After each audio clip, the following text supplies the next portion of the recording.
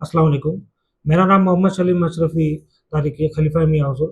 आज हम लोग बात करेंगे इस्तिखारा के हवाले से कि मेरे पास काफ़ी लोगों ने फ़ोन करके पूछा था कि सलीम भाई इस्तिखारा का बेहतरीन तरीका कौन-सा है?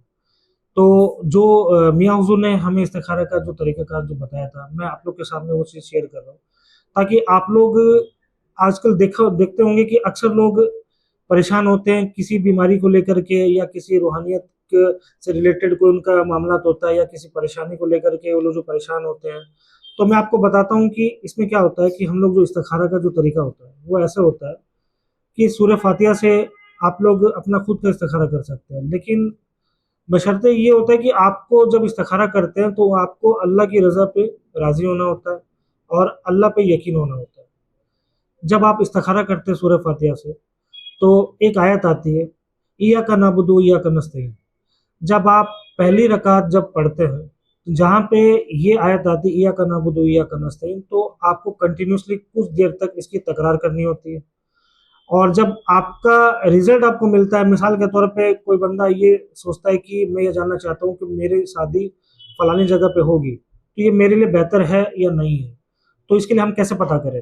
किसी बंदे से पूछेंगे या फिर और किसी से पूछें, कोई आमिल से पूछें, तो किसी से आपको पूछने की ज़रूरत नहीं है, ये आप खुद भी अपना इस्तिखारा कर सकते हैं। जैसा कि मैंने बताया शर्तें यही होंगी कि इसमें जब आप इस्तिखारा करते हैं, तो आप इस्तिखारा जब कर रहे हैं तो डायरेक्ट अल्लाह से आप कर रहे हैं। तो फिर आपको ये मुतमईन होना है कि नहीं मेरा जो इस्तिखारा हुआ है मैं उसमें सैटिस्फाई हूँ। फिर आप दूसरी जगह पे अपना इस्तिखारा ना करवाएँ।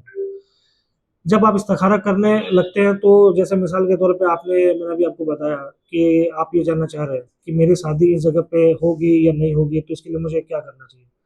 जब आप इय्याका नअबुदु व इय्याका नस्तईन की जब तकरार करते हैं, तो अगर आपकी जो डायरेक्शन जो मूवमेंट है, वो राइट डायरेक्शन में हो जाती है, तो इसका मतलब आपके लिए वो रिश्ता बेहतर है। और अगर वो डायरेक्शन आपकी चेंज हो जाती है, लेफ्ट में आती है, तो वो इसका मतलब ये हुआ कि आपके लिए वो जो रिश्ता है, वो सही नहीं है। तो ये आपका रिज़ल्ट ऑन द स्पॉट आपको मिलता है और इसमें किसी भी तरीके को घबराने की बात नहीं होती है। आपको लगेगा कि मेरी जो डायरेक्शन है, वो किबला से राइट डायरेक्शन में हो गई है। तो आप ये सोचेंगे कि हमें किसी ने घुमाया है, ऐसा कुछ भी नहीं होता है, ये इस्तिखारा की बरकत है, जिससे आपको ये पता चल जाता है कि हमारा इस्तिखारा जो है, वो सही हो गया है। जब आप पहली रकात जब मुकम्मल कर लें, आपका जब ये जवाब आपको मिल जाए, तो आगे आप इसको कंटिन्यू करें।